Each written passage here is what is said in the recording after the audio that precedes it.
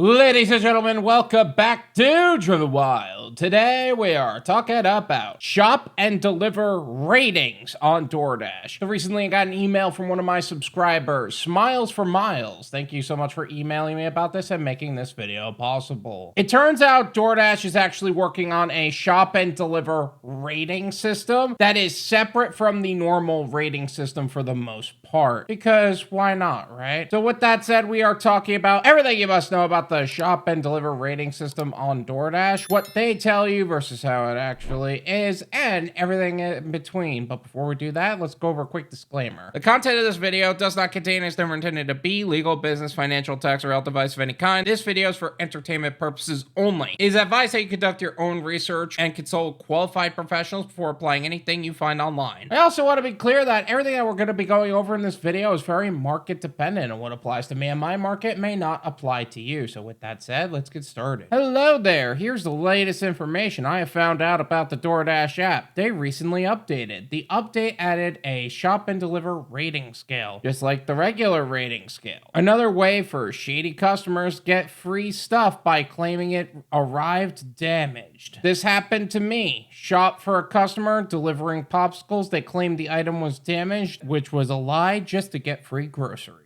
It's no surprise, to be honest. Doordash is always testing out different pilot programs, and crappy customers are always looking for ways to game the system. But it seems like this is either in the early pilot stages or very well hidden, because I cannot find the help page for this anywhere. So since we have nothing to go over on the help page, let's go over the image that I have. So what we are being rated on goes as follows: original items found, total items found, substitution issues, items with quality issues, items that were wrong or missing, and lifetime shopping orders. This isn't the first time that item substitutions were questioned, but quality issues seems like a first to me. I checked my Instacart account for this, and that wasn't even there. An app that is dedicated to shopping orders. I can already imagine how someone can use AI to change the expiration date in a photo and claim that they received expired milk or something, and then immediately use it for whatever they're cooking or pour it into their cereal. But of course, I do want to hear from the more eloquent and the expert level on this.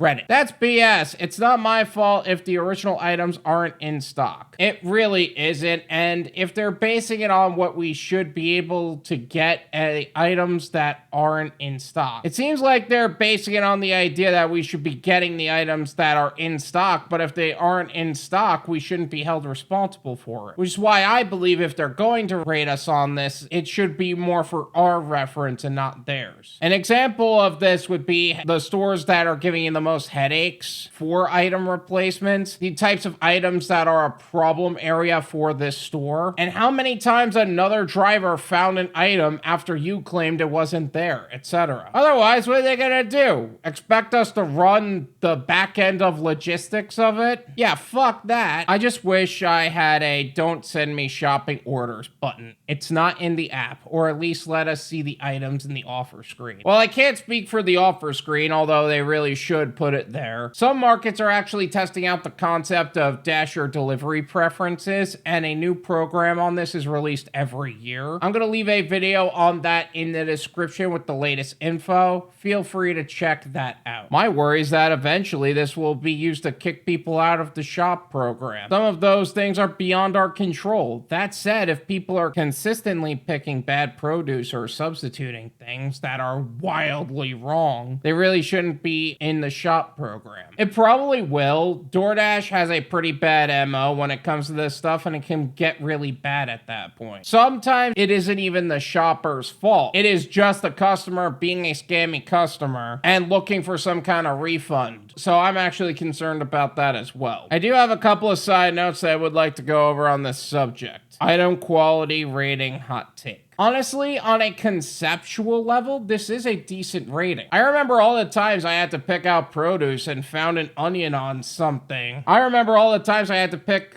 out produce to find onions or something, and some of them were just horrible. Like, I couldn't find a decent onion. Not to mention how some of those boxes that people pick out are just beaten up or taped shut because it fell apart for any reason. Maybe a customer was messing with it, whatever it may be. In practice, though, this falls under the same category of not having an item available. It isn't the driver's fault if the only options available look like they've been sitting there and waiting to not be bought, or they've just been through hell and back. It's not the driver's fault that the last box of Advil looked like it picked a fight with Tylenol and lost. Drivers need to be rated on things that they can 100% control or not at all. Develop a no-go list. Some places are just gonna suck in terms of quality and having the necessary products in store. Some pharmacies just have a problem with that, where they are always out of a certain brand, so you have to replace an item, or they just won't let you for legal purposes, or sometimes even the layout of the store doesn't actually make sense. Like, why is it that I'm looking for baby medicine and not the baby aisle? Like, why are those two different sides of the store? So that's going to continuously hit ratings when it's unnecessary. Priority shoppers. For those shoppers that prioritize shopping on the platform, they will notice greater fluctuations in this because they're dealing with it more. That said, we don't know what the rolling basis on this is going to look like, but like I said, I normally pull from the help pages. That's not even there at the moment. It's a little too soon to say how it's going to truly affect shoppers because this seems to be in the early pilot stages. DoorDash MO. While we can't assume what is in store for shoppers, we can remember DoorDash's MO. DoorDash only adds ratings like this as a way to control you as a driver. If they can find a way to punish you, they will. Even if you're not at fault, it's going to end up on you. People have been deactivated for less. People have lost pay for less. People have gotten violations for less. It's just who DoorDash is. Future contract violations. Speaking of contract violations, if they're willing to develop a system for ratings for this type of work, you better believe that new types of contract violations are possible as well. What is that going to look like for us? I don't know. It's a little too soon to say without seeing any help pages or anything, but I don't